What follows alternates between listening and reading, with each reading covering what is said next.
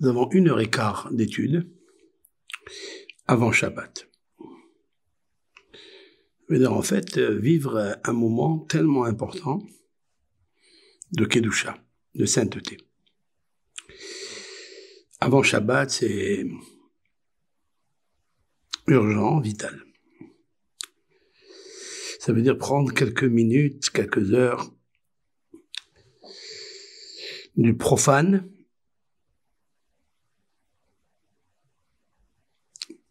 et de devenir pro. Car ce monde fan, ce monde est petit, ce monde est passager. Le jour du samedi 7, il y a 8 personnes qui regardent. Donc j'attends quelques minutes avant de commencer le cours. Avec l'aide d'Hachem. C'est pas évident, c'est 1 heure avant l'étude de la Torah, avant Shabbat. Mais ces heures sont très riches, très rares. Il y a beaucoup de gens, beaucoup de personnes à l'époque cherchaient justement des heures comme celle-ci pour diffuser de la Torah, étudier la Torah. Voilà, nous sommes ici. Nous sommes dedans. Et c'est important, ça. Avant Shabbat. Avec l'aide d'Hachem. Je vais parler très doucement, très lentement et sûrement. Le sujet que je vais aborder maintenant est un sujet qui correspond à la section. La Lashon Hara. Donc nous avons parlé déjà 2 ou 3 cours sur Tazria, mais nous allons parler sur Metzora. Metzora, c'est le lépreux. Qu'est-ce que le lépreux? C'est une personne qui est atteinte d'une maladie infectieuse, mais sans infection. Le sang est normal, n'est pas troublé du tout. Nous pouvons analyser ce sang et pas le son, le sang, S-A-N, S-G. Nous pouvons l'analyser et il n'y a aucun microbe, aucune bactérie, aucun virus. Et quand même, cette personne est atteinte de boutons, de lèpre. Ça, c'est nouveau dans la création. Cette personne qui est atteinte de lèpre devra aller chez le Kohen, le prêtre. Le prêtre est-il un médecin? Est-ce qu'il a étudié les maladies infectieuses? Non. Pourquoi aller alors chez le prêtre? Autrement dit qu'il n'y a aucune personne qui peut le guérir. Ni un spécialiste de la santé, ni une clinique qui est compétente dans les maladies infectieuses. Aucune personne. La Torah, elle pose une condition de l'envoyer chez le prêtre, le fils de Aaron. Si c'était Aaron pendant le tabernacle, c'est-à-dire le désert, il était vivant, c'est lui qui avait le rôle, la mission de purifier ou d'impurifier. Donc Aaron va venir le voir, il regarde même pas au microscope, même pas analyse de sang, rien. Juste il regarde la plaie, et lui dit cette plaie-là elle est contagieuse, elle est une plaie, Tsarat, Baheret, il y a 4 sortes de plaies. Et il dit donc cette plaie-là, elle est mauvaise, elle peut être contaminée, contagieuse. Donc le Kohen, il va le séparer pendant 7 jours. En le séparant pendant 7 jours, il va réfléchir pendant 7 jours. Il dit pourquoi il m'arrive une chose pareille. Et il devra dire à tout le monde, Tamé, je suis impur, je suis impur. Et tout le monde va s'éloigner de lui. Tout le monde va s'éloigner de lui. Pourquoi? Parce qu'il dit, attention, je peux vous contaminer. C'est incroyable, parce que, en fait, contaminer comment? Puisqu'elle n'est pas infectieuse, elle n'est pas contagieuse, dans le sens où il y a une bactérie qui pourrait se transporter sur les autres. Ça veut dire quoi? Ça veut dire que c'est une loi qui est divine. Maintenant, il nous faut un homme qui est divin. Maintenant, il y a autre chose qu'il faut savoir. Nos sages ont révélé, que pour 7 raisons, une personne peut attraper la lèpre. Parmi les 7 raisons, toujours le chiffre 7, vous comprenez, parmi les 7 raisons, il y a le lachon hara, la langue mauvaise. Vous pouvez regarder ça dans le traité Erchin, qui parle de la valeur de l'homme, page 15. Voilà ce qui est marqué dans le Talmud. Ça peut venir à cause de quelqu'un qui fait des serments en vain, quelqu'un qui a un mauvais œil, un œil étroit sur son camarade, sur ce que possède son camarade. Ça peut être une personne qui parle à Shonara, c'est une personne qui a commis des adultérias, qui a commis d'adultère. Ça peut être une personne qui est orgueilleuse. Il peut attraper la lèpre. Vous voyez, aujourd'hui, c'est révolutionnaire. Si on demande aujourd'hui à la plupart et la majorité des gens, est-ce qu'une lèpre peut être attrapée parce que je parle mauvais, parce que je parle médisance? Il va te dire, mais vous êtes un fou. C'est vrai. Mais il a raison de le dire. Mais il n'a pas compris que oui, c'est vrai, ce n'est pas matériel, ce n'est pas physique, c'est très très élevé. Ça dépend de l'esprit. Un esprit qui jure par la parole va être contaminé. Un esprit qui parle la médisance va être contaminé. Donc nous voyons qu'en effet, cette contamination est purement spirituelle. Vraiment.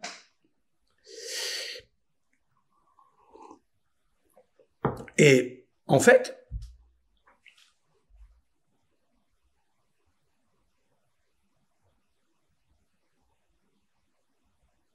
oui, très bon Shabbat, merci. Ok. Maintenant, il n'y a rien à s'excuser, monsieur. Ce qu'il faut comprendre, c'est que tout dépend de la parole.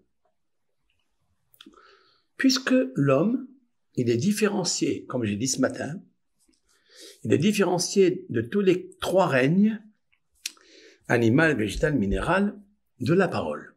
Donc la parole se trouve en fait l'âme. L'âme, c'est la parole du monde.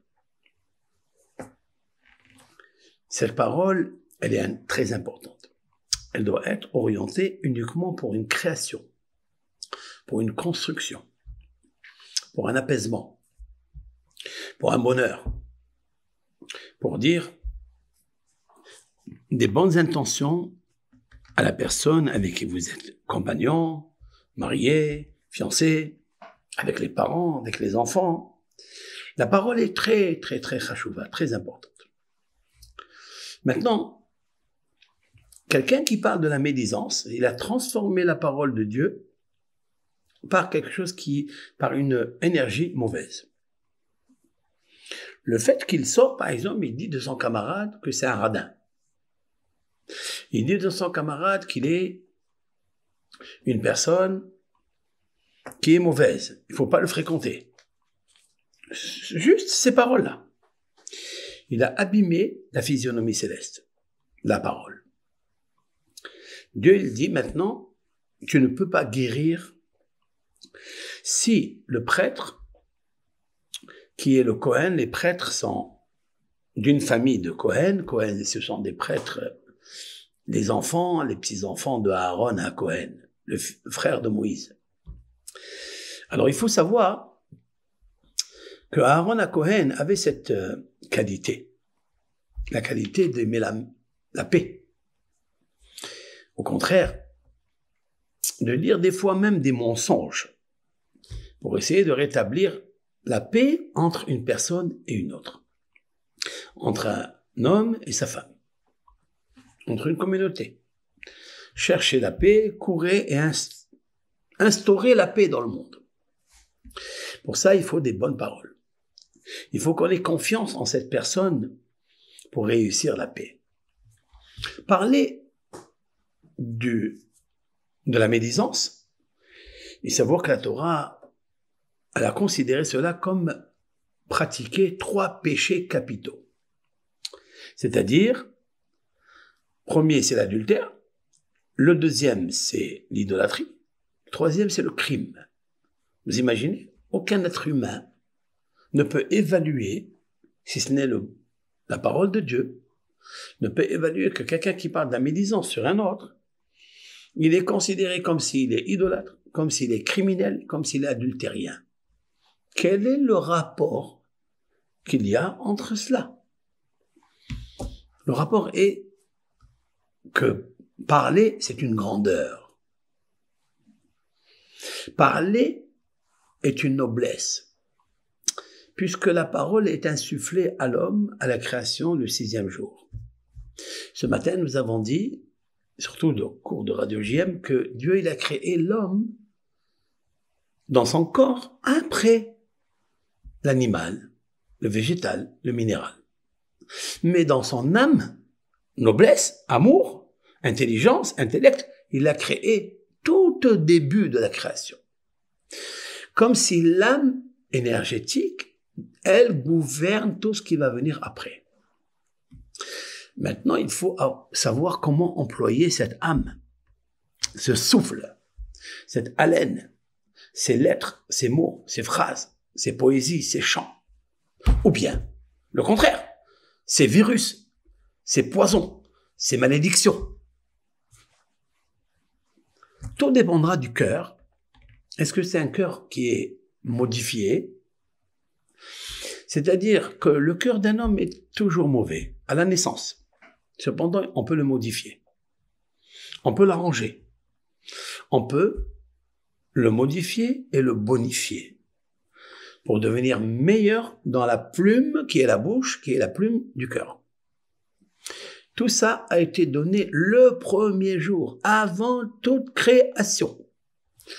C'est comme ça que le roi David l'a dit dans un des psaumes, « Ahor vakedem sartani » « Éternel, tu m'as créé derrière, c'est-à-dire le dernier, et tu m'as créé le premier. » Qu'est-ce que ça veut dire? Tu m'as créé le dernier parce que le minéral, le luminaire, le végétal, l'animal ont été créés avant moi. Mon corps a été créé après tout cela. Et donc, je suis derrière eux. Mais voilà que l'homme, il est le plus important. Et oui. Qu'est-ce qui est plus important chez l'homme? C'est la parole. C'est l'âme. Ben, cette parole, cette intelligence, elle est créée avant toute la création. C'est un principe du psaume qui est très profond. Il nous faut nous habituer à ça. Qu'il nous faut garder, avec l'aide de Hachem, que nous sommes à l'origine, dans les primaires de la création, l'âme. Et cette âme est intelligente, et c'est cela qui va gouverner le corps créé en 6e jour. Mais comment il va le gouverner? Ben, si il a un esprit animal, végétal ou minéral, il peut le dompter par la parole. La parole est créatrice comme elle est destructrice. Donc, on fait attention à ça. Maintenant, la Torah va réserver à cette grandeur de la parole 3 grandeurs. C'est marqué au sujet de l'idolâtrie, ils ont fait cette grande faute. C'est qui a dit ça? Moïse, Moshe. Moshe, quand le peuple d'Israël, dans le désert, ils ont fait le veau d'or, Moshe Rabbeinu, il parle avec Dieu, il dit c'est vrai. Asa Amazé, ce peuple a pratiqué Hata'a Gedola. Vous avez vu, le Gedola, ça veut dire grand, importante. Ça, c'est concernant l'idolâtrie, le veau d'or. Concernant l'adultère, c'est marqué aussi le terme Gedola, grand, ou Joseph. Joseph, dans une chambre en Égypte, la chambre de sa patronne. Elle lui demande de commercer avec elle, de pratiquer l'adultère, elle est mariée. Yosef abandonne cela, il le refuse. Yosef, il lui dit, j'ai une âme qui est créée avant le corps. Le corps n'est qu'un décor. Tu es belle, tu es magnifique, majestueuse, mais il y a de la chair. Il y a du bestial, de l'animal, du minéral peut-être. Mais moi je cherche l'âme. Comment je vais pratiquer? Il lui dit, Ara'a Agedola, la grande méchanceté, de tromper, d'être infidèle à mon patron et toi aussi, ma chère Zolecha, cette femme-là qui s'appelle comme ça, la femme de Potiphar, Zelicha, valeur numérique Zona, prostituée. Elle voulait se prostituer dans une chambre tranquille, personne ne voit, tout le monde est parti à l'anniversaire du pharaon. Elle est restée seule à la maison avec le complot d'attirer le beau de Yosef. Et Yosef lui dit, moi je suis beau peut-être dans mon corps, mais mon âme, elle est encore plus belle. Moi aussi j'ai des instincts, j'ai envie, mais mon créateur il m'a dit de ne pas faire chose. R-E-S-C, comment je vais faire? Hara'a, ça veut dire ce malheur. Gedola. Nous trouvons ici que le terme dans l'adultère, Gedola, très bien. Après, vous avez le crime. Le crime, c'est marqué là-bas, Davara Gadol Aswa Amazé. C'est-à-dire, quand il y a eu des crimes dans le peuple, eh bien, Dieu, il dit aux prophètes, va les voir, il leur dit, vous avez fait quelque chose de grandiose, c'est-à-dire une méchanceté grandiose, le crime. Voici les 3 péchés capitaux. On dit capitaux, ça veut dire quoi? Grand. Pourquoi ils sont grands? Parce que le terme qui est approprié, assujetti à ces 3 péchés, il est capital, il est grand. Gedola. Il faut savoir que un homme, il est encore plus grand que tout cela dans sa parole. Étant donné que tous ces actes que nous pratiquons dans le péché, adultère, c'est un acte, idolâtrie, c'est une prosternation, ou bien un crime, c'est un acte.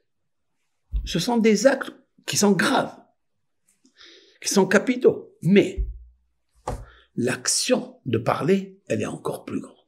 Pourquoi? Parce que concernant la parole, Dieu, il a insufflé une âme. C'est pas matériel. Ça n'est pas physique. C'est quelque chose de métaphysique. Et Dieu, il dit, fais attention à ta bouche. Le roi David, dans les psaumes, a comparé celui qui parle médisance sur son camarade, il a abîmé l'âme qu'il possède. Il est comparé à une personne qui a fait les 3 péchés capitaux en même temps. Vous avez 3 personnes isolées, chacun peut faire un péché capital, l'adultère, le crime ou l'idolâtrie. Mais il faut savoir que celui qui parle médisance, il a réuni les 3 dans un package, dans un seul, avec une seule parole de médisance sur son camarade, il est équivaut à une personne qui a fait 3 péchés capitaux en même temps.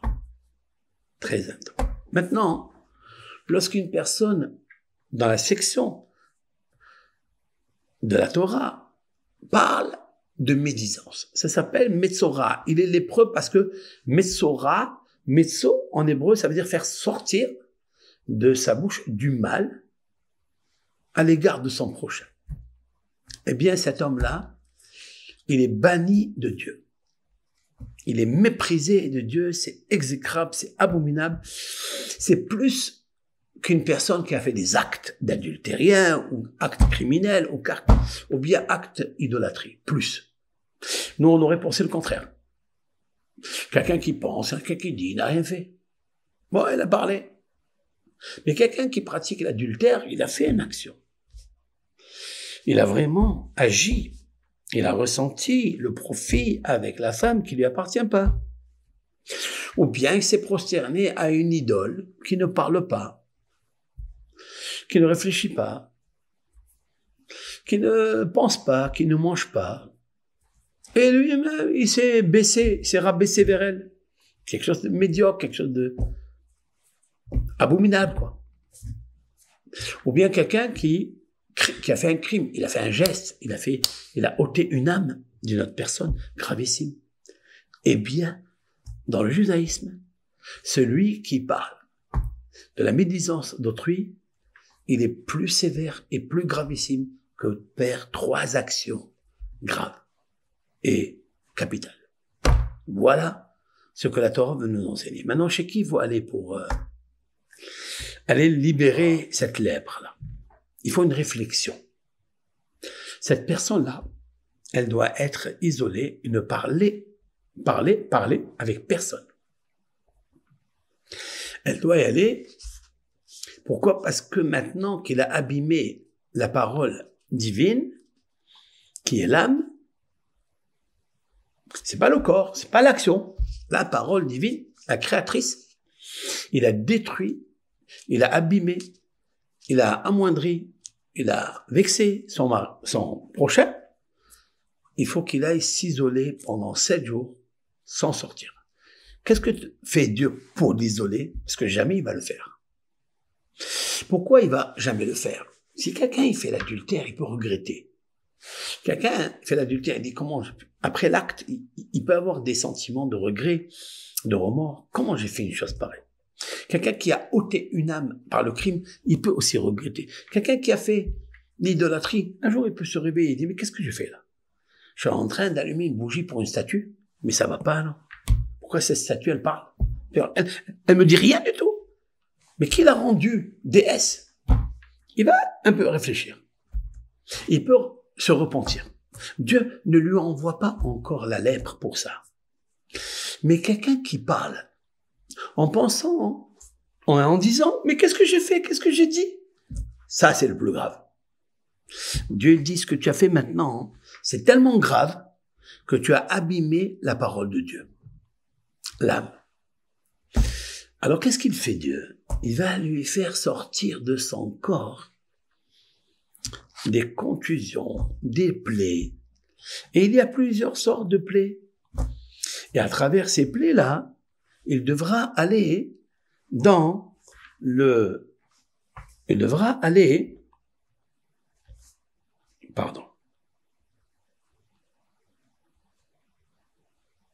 Je vais juste voir quelque chose.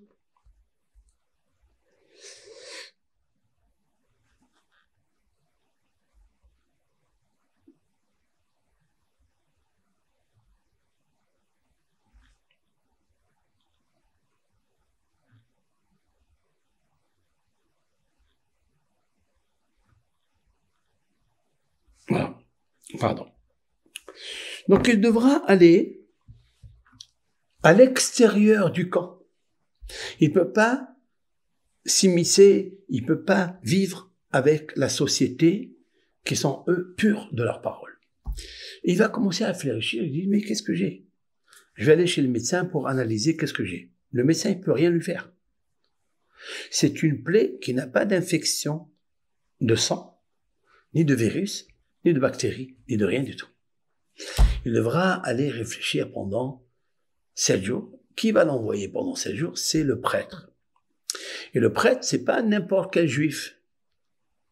Le prêtre, c'est même pas Moïse. Le prêtre, c'est Aaron. Aaron, c'est lui qui a reçu le statut de prêtre. Donc, il va lui dire, cette contusion, cette plaie, cette darte, elle est interdite. Tu es impur maintenant. Il faut que tu quittes le camp. Il va donc s'exiler à un endroit pendant 7 jours. Il devra réfléchir. Qu'est-ce que j'ai fait? Qu'est-ce que j'ai fait? Qu'est-ce que j'ai dit? Je n'ai pas tué, je n'ai pas commis l'adultère, je n'ai pas pratiqué l'idolâtrie. Alors qu'est-ce que j'ai fait? La réponse, on lui dit, on peut mettre aucune personne avec toi pour parler. Tu ne peux pas parler avec personne parce que tu vas le contaminer. Mais qu'est-ce que j'ai fait? Tu as parlé. De là, on voit la puissance de la parole. Comment un homme, avec une belle parole, avec une belle prière, avec un beau chant, il peut transformer le monde. Il peut le transformer. Comme il peut le détruire.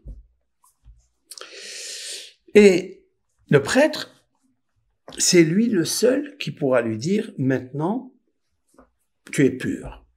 Maintenant, parce qu'il va regarder la lèpre. Il y en a 4 sortes de lèpre.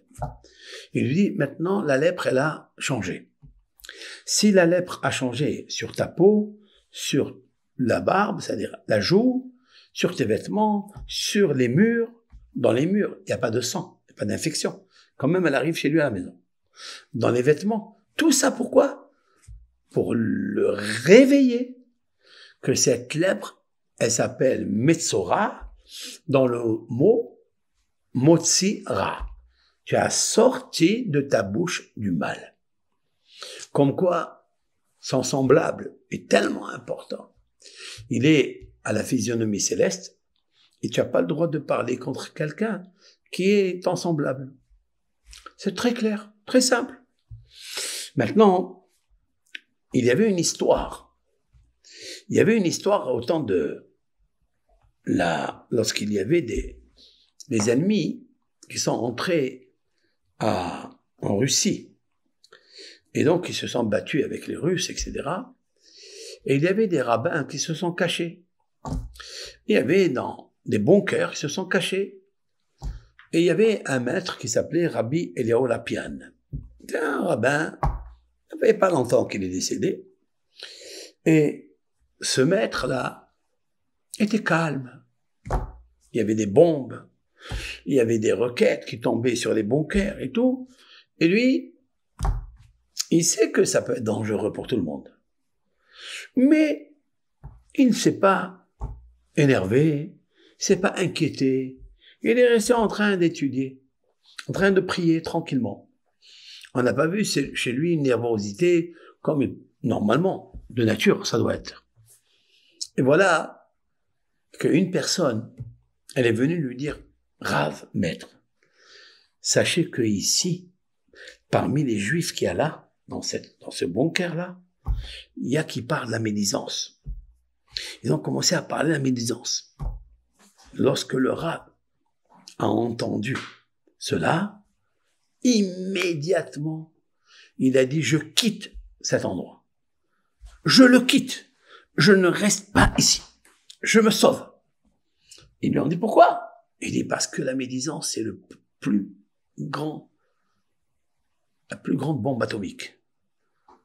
Je me sauve des personnes qui ont abîmé l'air, la protection qu'il y a ici dans son bunker. Et puis, il s'est taillé littéralement. Il a quitté, il a pris ses affaires, il s'est sauvé. Il est parti dans une petite bicoque, une petite entoile, en paille, et c'est là-bas qu'il s'est caché. Son élève lui a dit, mais Rav, mais vous êtes en train de changer un bunker avec la paille? Il a dit non. Il a dit, moi j'ai pas peur des roquettes. Je n'ai pas peur de tout ça. Je sais que c'est Dieu qui fait la protection.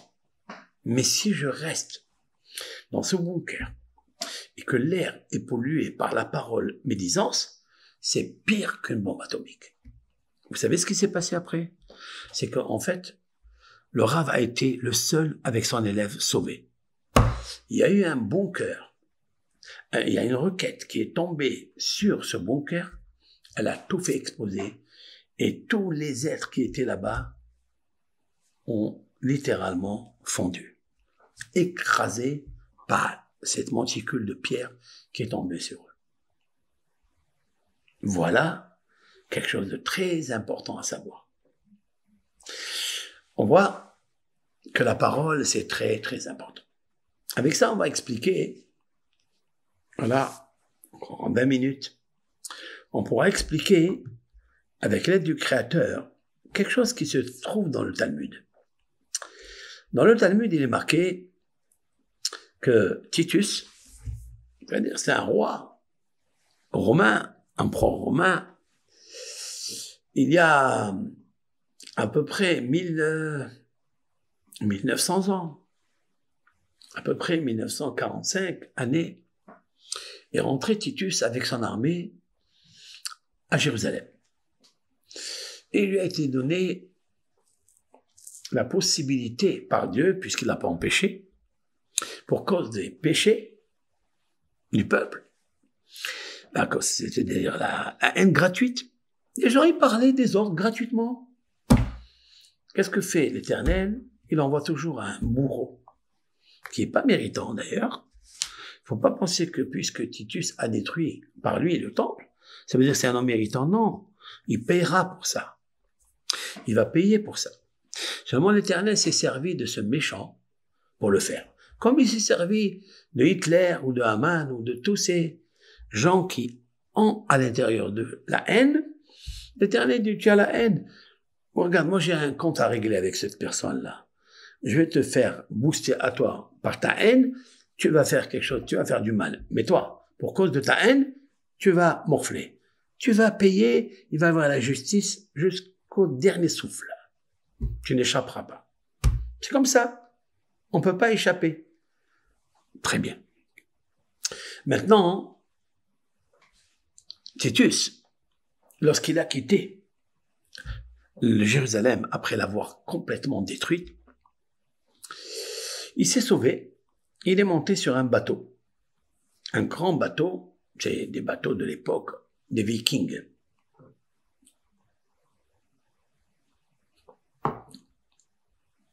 Qu'est-ce qu'il a fait? On va prendre le texte.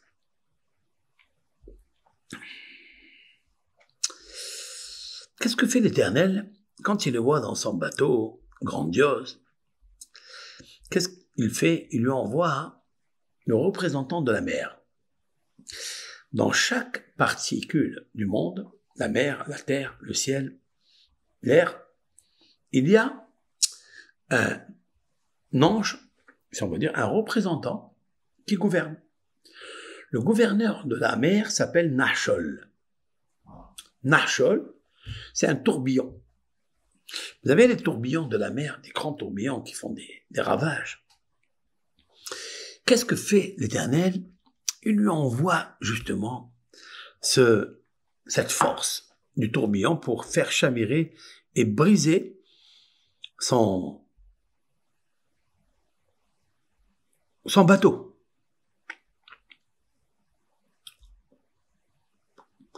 Et voilà que lorsque le bateau a commencé à chavirer, il dit Titus à Dieu. Il lui dit, oui, toi, tu es très puissant. Tu as des forces, mais dans l'eau. J'ai lu ta Bible. J'ai lu ce qu'a écrit Moïse dans la Torah. On m'a traduit ce qui est marqué là-bas, puisque la Torah a été traduite. On m'a traduit tout ça. C'est marqué que l'Éternel, quand il a voulu punir la génération de Noé, il l'a puni par l'eau. Donc il lui dit à Dieu, mais tu es très fort dans l'eau, tu es très puissant. Maintenant écoute-moi, amène-moi sur la terre sèche, donc il y a Bacha, et là-bas je te combattrai. Parce que là-bas, tu as vu, tu m'as pas empêché de détruire le temple de Jérusalem. Donc, tu es incapable. Ce sont des paroles effrontées, qu'il a blasphémées, ce sont des blasphèmes, contre la puissance éternelle, le Seigneur. Et il lui dit comme ça, il lui dit dans l'eau tu es fort, mais amène-moi à la terre, et tu verras combien je vais te gagner. Et puis, Dieu il dit, écoute-moi bien, Tu veux venir à la Terre? Ok. J'ai juste une petite et légère créature, très très légère créature, qui va te gagner et qui va faire de toi un mépris et une moquerie de tous les êtres qui t'entourent. Qu'est-ce qu'il fait, l'Éternel? Il lui envoie un moustique, un tout petit moustique. Ça s'appelle Biria Kala, c'est-à-dire une créature très faible. Il lui fait rentrer dans ses narines, et lui, il ne sait pas. Vous savez, elle est tellement petite qu'elle rentre dans ses narines, il ne sait pas qu'est-ce qui est rentré, mais il sent quelque chose. Et là, cette moustique ou cette mouche, si l'on peut dire ainsi, elle commence à tourner dans son cerveau et à le déranger. Toute la journée, il écoute.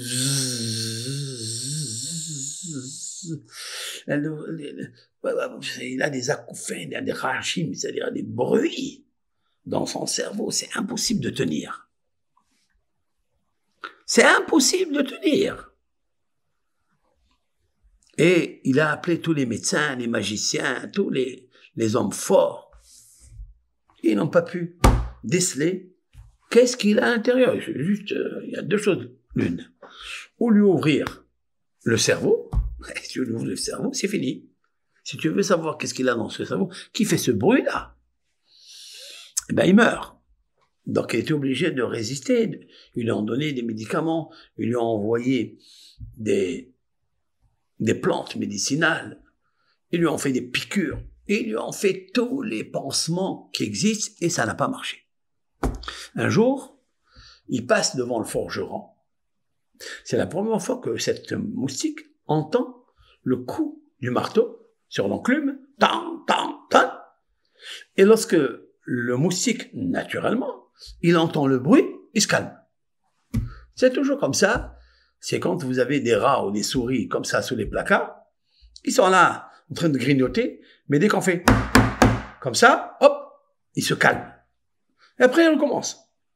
Donc, il s'est dit, voilà, j'ai trouvé la solution. Donc, il est resté à côté du forgeron. En même temps, la moustique s'est arrêtée de c'est-à-dire de faire du bruit dans son cerveau, mais d'un autre côté, ses oreilles, comme ça, avec des acouphènes, avec des bruits, bon, c'est pas la solution. Je vais pas rester ici devant le forgeron. Il dit, amène-moi le forgeron au palais. Donc, ils sont allés là-bas au Vatican, là-bas à Rome, parce que Titus, il est revenu justement avec quelques articles de consécration, comme il y a qui disent la menorah, le candélabre, il y a qui disent qu'il a pris beaucoup des objets de valeur qui étaient des consécrations, qu'on n'a pas le droit de se servir, et puis il les a mis sur sa table, il commençait à servir du vin, c'est-à-dire il a blasphémé dans tous les sens, quoi. Il a parlé de Dieu avec blasphème, avec effronterie, il s'est servi des outils du culte, et voilà ce qu'il a fait, cet homme-là. Donc ils ont amené un forgeron, et il tape toute la journée. C'est vrai qu'au moment où il frappe toute la journée, le moustique ou la mouche, elle s'arrête de grignoter dans son cerveau. Elle s'arrête. Maintenant, il faut savoir que c'est incroyable. Il faut savoir qu'il n'a pas pu résister. Et puis, il a amené encore d'autres personnes. Il a amené d'autres personnes pour faire ce travail. Il lui a dit aux Juifs, écoute-moi. Il amène un Juif, il lui dit, toi, tu vas le faire, mais tu vas faire la musique, tu vas chanter, tu vas... Bon, le Juif, il est venu, mais il lui dit, je te paye pas. Bon, très bien. Jusqu'à ce que, c'est marqué d'abord dans le Talmud, il y a un rabbin qui a témoigné, c'est-à-dire un docteur de la Mishnah, qui a dit, comme ça, Amar Rabbi Pinhas ben Arova, voilà, j'étudie le Talmud, lorsque le forgeron, il frappe, le moustique s'est habitué. Et le moustique n'était plus influencé par les bruits du marteau. Donc il a continué à faire ce qu'il a fait, son travail. Et voilà, C'est ça qui est extraordinaire. Voilà que Rabbi Pinhas ben Arova, il dit « Ani Haïti ben Gdolé Romi ». Il dit « J'étais parmi » parce qu'il y avait des rabbins qui voyageaient de la terre d'Israël à Rome pour aller discuter avec les empereurs. On leur demandait des conseils, etc. Et il y avait ce maître, Rabbi Pinhas, fils de Arova, comme ça il s'appelle. Il dit « Ani, moi, Haïti ben Gdolé Romi, j'étais parmi les grands de Rome. » C'est-à-dire les rois, les princes, les empereurs de Rome, ou Kshemet. Et quand il est mort, Titus, parce qu'il ne pouvait plus supporter, Patsa'u et Moho, ils ont ouvert son crâne, ou Mats'ubo Ketsipor d'error, ils ont trouvé comme une pie, l'oiseau, qui est l'oiseau de liberté, qui s'appelle Tsipor d'error, c'est la pie, hein, celle qui a le ventre blanc et les ailes noires. La pie que l'on rencontre dans nos jardins. Ils ont trouvé, il est rentré un insecte, une petite moustique, et pendant 7 années, elle est restée en train de lui faire des misères, et voilà que il est devenu maintenant, ils ont ouvert. Il y a qui disent qu'elle pesait chez Neslaim. C'est, on va dire, elle pesait, combien elle pèse une moustique? Elle pèse pas beaucoup. Là, elle pesait, cette pie-là, elle pesait beaucoup. Dans une autre version, il y a marqué qu'ils ont trouvé un oiseau, Ben Shana, c'est-à-dire âgé de 1 an, qui pesait chez Né litrine. Ça veut dire plus encore. C'est magnifique. Voilà l'histoire. Maintenant, il nous faut savoir pourquoi l'Éternel il lui a amené cette punition. Ma question est de savoir pourquoi il a fait rentrer l'insecte par ses narines. La réponse que je pense, elle est comme ça. L'Éternel a créé l'homme dans sa primaire, dans sa primauté, dans l'urgence, avant toute la création de l'âme. L'âme, la parole, était créée avant tout acte matériel, avant toute créature luminaire, végétale, minérale, animale, matérielle. Même le corps, il n'a été créé uniquement le 6e jour, celui de l'homme. Mais Dieu a dit à l'âme d'être créée, la parole de Dieu. Et au 6e jour, il a insufflé parmi les narines, il a fait rentrer le souffle de vie, la parole. Titus a profité et a affecté la noblesse de la parole lorsqu'il a dit à Dieu, mais qui es-tu?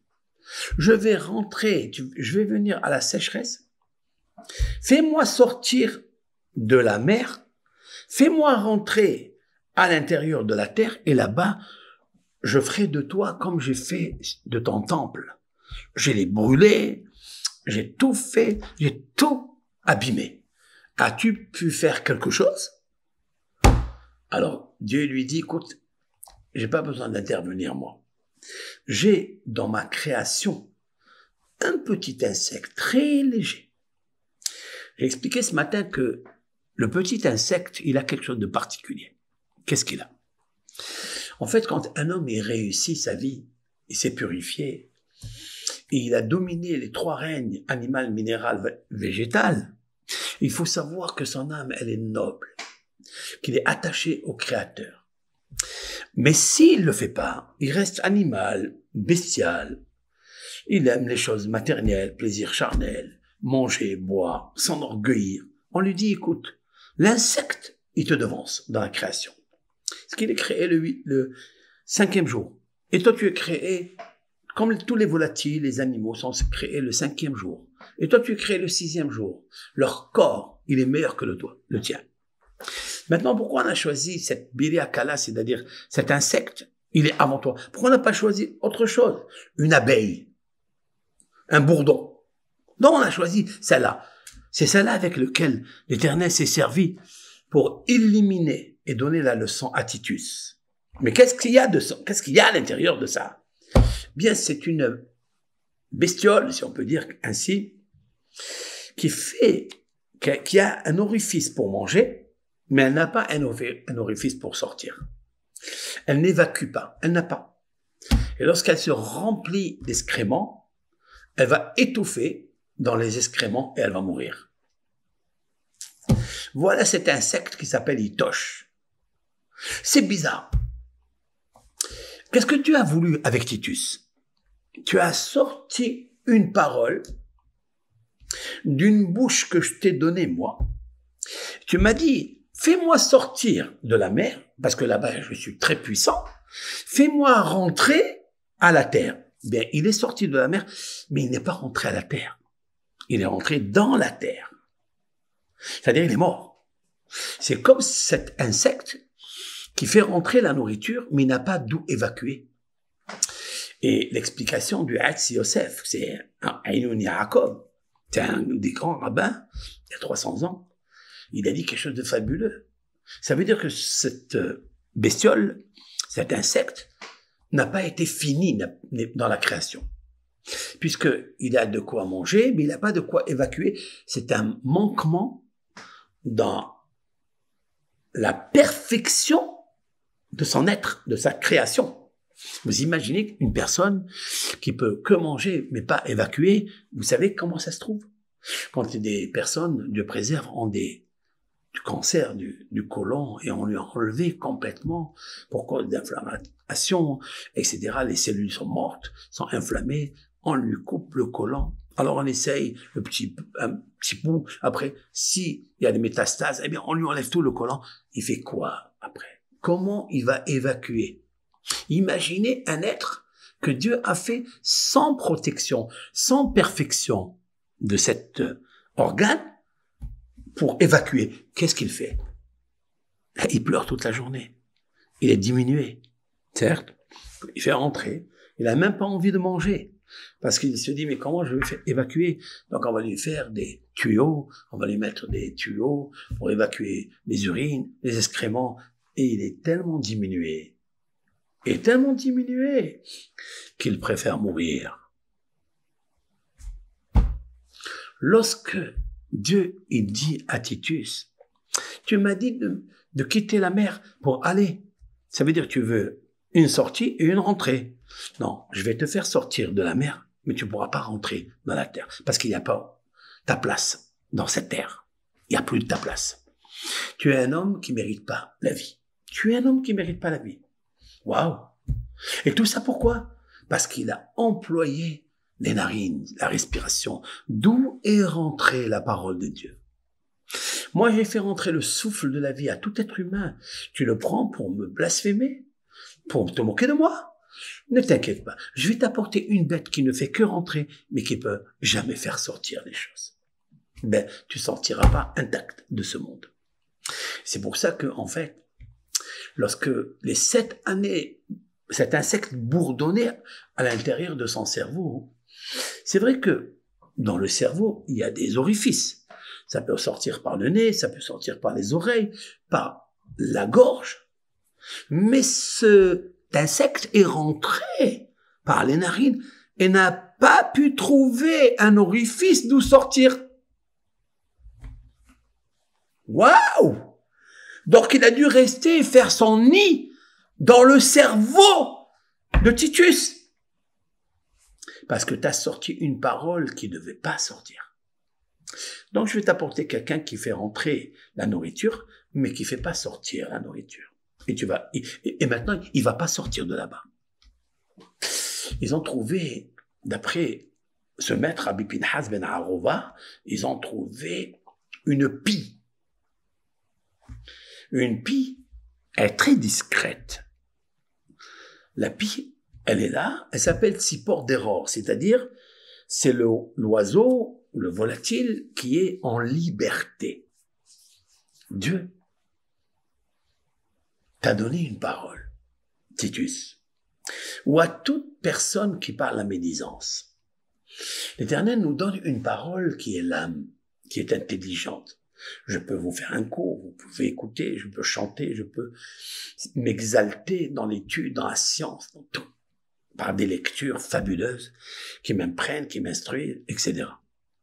Je vous ai donné la parole, l'intelligence. Qu'as-tu fait avec cette parole? Tu as pris la parole et tu as sorti cette parole pour une personne. Qu'est-ce que ça veut dire? Tu as dit cette personne, elle est comme ça, elle est comme ça. Ça t'a servi à quoi? Cette parole, elle est sortie, mais elle est rentrée où? Nulle part. En vérité, cette parole, quand elle est sortie de la bouche, quand il y a la médisance, il faut savoir qu'elle est rentrée par les narines. Elle est re-rentrée par les narines. Si une parole elle sort de la bouche et elle rentre par les narines, alors elle crée une infection de la lèpre. Cette infection de la lèpre, elle a une bouche, mais elle n'a pas de sortie. Mais la vraie sortie, c'est de faire sortir l'homme du camp et de le rentrer dans un endroit isolé. Il n'y a pas où aller, il n'y a pas où sortir. Pendant 7 jours, tu sors pas de ta chambre. Vous avez vu? C'est incroyable comment la Torah, elle a trouvé la causalité de la lèpre et le remède, la posologie, ou bien la guérison, comment guérir la lèpre.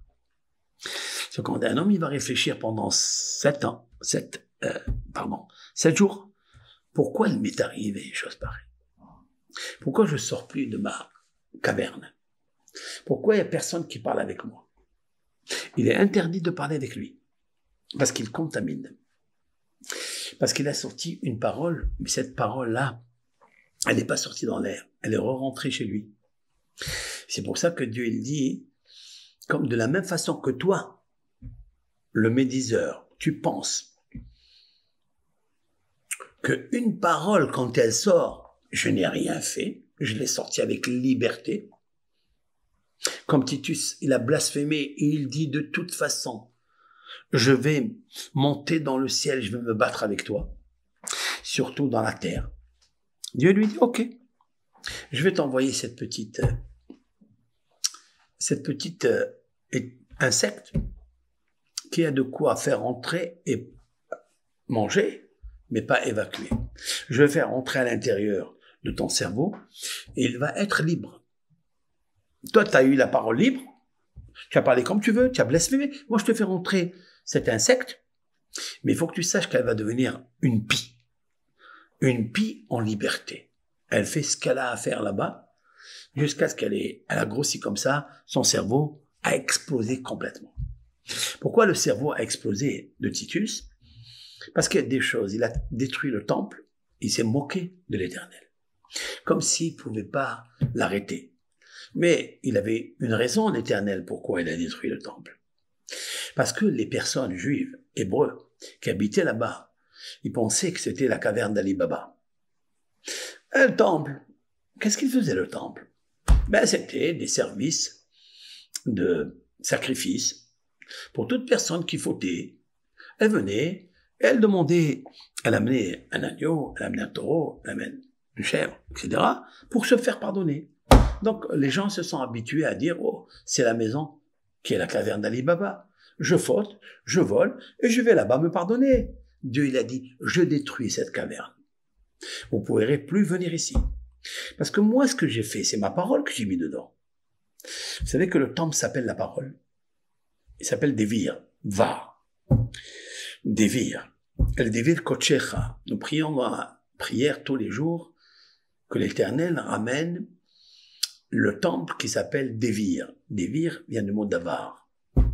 Comme c'est marqué, Ki mitzion tetzetora ou Dvar Adonai Yerushalayim. Car de Tzion, Jérusalem. Oui, dans Jérusalem, il y a Yerushalayim, mais il y a Tzion. Tzion, c'est le temple. De là-bas sortait la parole. C'est de là-bas qu'on priait le Kohen Gadol, le grand prêtre Aaron, c'est le même. Il priait là-bas le jour de Kippour pour pardonner le peuple d'Israël. Et ça s'appelle Tzion, ou Dvar Adonai Yerushalayim. C'est la parole de Dieu qui sort de là-bas. Mais c'est une parole qui rentre, mais il faut qu'elle sorte. Mais vous avez fait rentrer la parole, vous ne l'avez pas fait sortir. Au lieu de rentrer là-bas et de s'extasier et d'être imprégné de la sainteté, Vous avez fait quoi avec cette parole? Vous avez fait des péchés. Dieu ne s'est pas empêché d'amener un homme qui a la parole facile comme Titus et de détruire la parole du temple. Mais il devra payer. Parce que Dieu lui a pas dit de détruire le temple. C'est lui qui l'a fait. Il a dit juste encercler. Il est venu, il a encerclé. Il lui a pas dit de tuer les personnes, de les exiler, mais pas de détruire le temple. Mais il s'est poussé à le faire. Comme dit le Talmud là-bas dans le traité Gittin, il nous décrit que Titus, il est venu dans la parochet, c'est le rideau qui sépare entre l'arche et le Saint des Saints, qui se trouve dans l'arche, qui se trouve dans le Saint des Saints, et le Saint. Il y a le Saint, et il y a le Saint des Saints. Et il y a un rideau. Il a pris un couteau. Il a dit, ah, Dieu se trouve derrière ce rideau. Je vais le poignarder. Il a pris le couteau, il a poignardé. Qu'est-ce que s'est-il passé? C'est un tissu. Dieu a fait en sorte que de ce tissu sorte du sang. Il a vu du sang. Il y a eu un miracle pour tromper, pour l'induire en erreur. Il a fait sortir du sang de ce rideau. Il a fait sortir du sang de ce rideau. Il a dit, Titus, ça y est, je l'ai liquidé. En parlant du Créateur, de Dieu. Waouh! Et là, il a dit, ça y est, j'ai gagné la guerre. Je suis le seul qui a pu combattre. Nabuchodonosor n'a pas réussi, moi j'ai réussi. Comme ça, il dit. Comme ça, c'est décrit dans le Talmud. Mais Dieu a fait exprès pour le laisser dans son chemin tortueux, pour le laisser dans son mauvais caractère. Car les Réchaïm, les méchants, ils font beaucoup d'erreurs, beaucoup de méchanceté, mais ils pensent qu'ils sont libres, comme la pie. Alors Dieu, il leur dit, bon, ok, je vais t'envoyer ma petite bestiole qui est la plus légère. Ça veut dire la plus légère. Il y a plus petite que l'insecte. Plus petit encore. On appelle ça bitsekinim. C'est un petit haya, c'est un petit volatile très petit que l'Éternel, il la nourrit. Dieu nourrit depuis les cornes du réhem. Le réhem, c'est cet animal avec ses cornes magnifiques, majestueux. Dieu le nourrit jusqu'à la plus petite bestiole qui existe dans le monde. Et quoi, on a choisi qui? Pas l'insecte, pas la mouche, pas l'abeille. On a choisi, justement, ni la limace, ni le ver de terre. On a choisi cette petite bestiole. Et Dieu, il la nourrit. Et toi, tu me dis que j'existe plus. Ok, je vais t'envoyer. Mais la particularité qu'il y a, c'est qu'elle n'est pas complète. Il lui manque dans sa création. Eh bien, toi aussi, Titus, il te manque dans ta création. Et moi aussi, si je n'emploie pas l'âme, la parole, dans la prière, dans les éloges, dans les compliments à autrui, à ma femme, à mon épouse, à mes amis, à mes élèves, à tous ceux qui m'entourent, à mes semblables, eh bien on me dira, tu sais, cette petite créature qui n'est pas finie, c'est toi. Maintenant, corrige-toi. Arrête ton orgueil, arrête ta plaisanterie, arrête de fabuler, et arrange-toi. Voilà le cours avant Shabbat. Donc je voulais faire ce petit shiur. Merci d'être là. Baruch Hashem. Et bracha ve'atzlacha. Shabbat, shalom à tous.